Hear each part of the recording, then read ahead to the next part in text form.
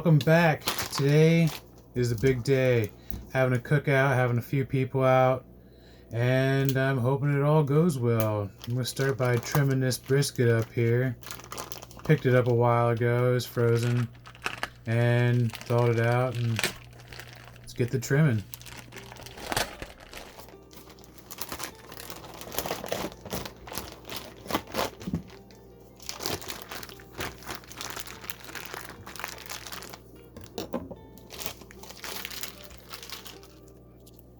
Alright, when it comes to trimming a brisket, you really want to get this big chunk of fat out. It's right where the point and the flat connect on the back side.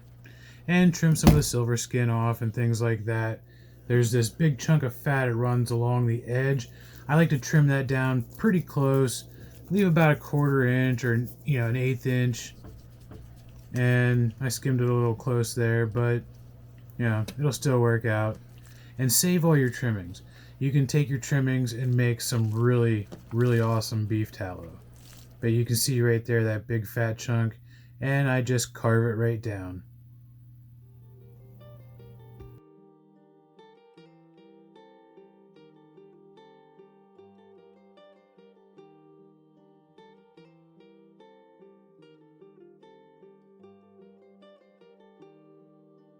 And once you get all the fat trimmed off, you want to clean up your edges a little bit, thin spots. You don't really want a lot of points where it'll overcook. And from what I've learned, I don't know, this is my third brisket I've ever done in my life, so I'm talking like I know what I'm doing. But yeah, you just want to make everything nice and smooth as possible for a nice even cook, especially when you're doing it on an offset, because it's all about airflow. And let's get it on there. It's about 2:30 in the morning.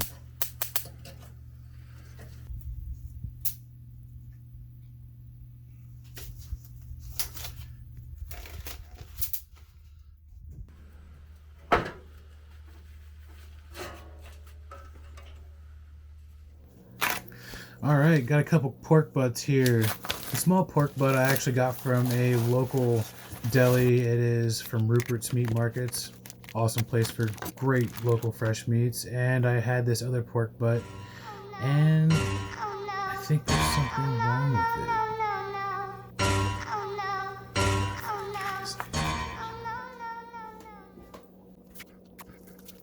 There's not a lot of fat on this pork butt here, so I'm not going to bother scoring the top of it. I'm just going to cover it in mustard, salt, pepper, garlic, and I think it has a little bit of paprika and some dark chili powder. And I have my Weber up to temperature where it's supposed to be. We'll get this tossed on here, and see you here in a little bit.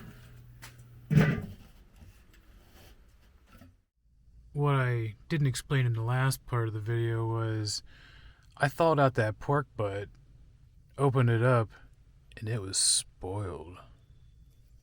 That was crazy. So I must have bought that spoiled from the store months ago. So now it's like 6 a.m. I've lost 3 hours, about 3.5 hours on my cook. And I'm a giant waiting for them to open. 6 a.m. Let's do it. See if they have a pork butt going on. I'm finally in the store. And we got ourselves a pork butt. Now, just gotta get it home, get it on the damn grill. See you in a minute.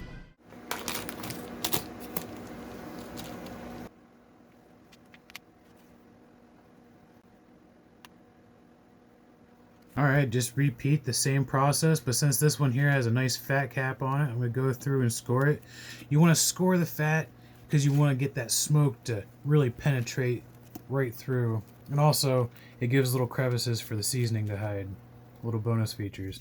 And make sure you season all sides of your meat, like all the way around. Oh, look at that. Getting ready to wrap this thing up. It's a thing of beauty right there. And I normally don't even do that. I put some broth in it, wrapped it up, and set it back on the fire. Normally I just leave them wide open. Doing something different today. And there we have some pulled pork. Now, back to the brisket. And I had it stall out 155, and you can see it's bleeding. I'm going to get it wrapped up here and take it to the next level. After I get it wrapped up here and put back on the fire, I'll probably take it to about 195, check it. I like to make sure it's probe tender. And I think the end temperature was around 200 degrees. And slice it up here. Yes, I know you're not supposed to slice on a metal tray. But you know what? I wasn't cutting it like a savage, and most pieces didn't even get cut all the way through. But there's a little bit of a bend test. Sorry I did not get to the pull apart test.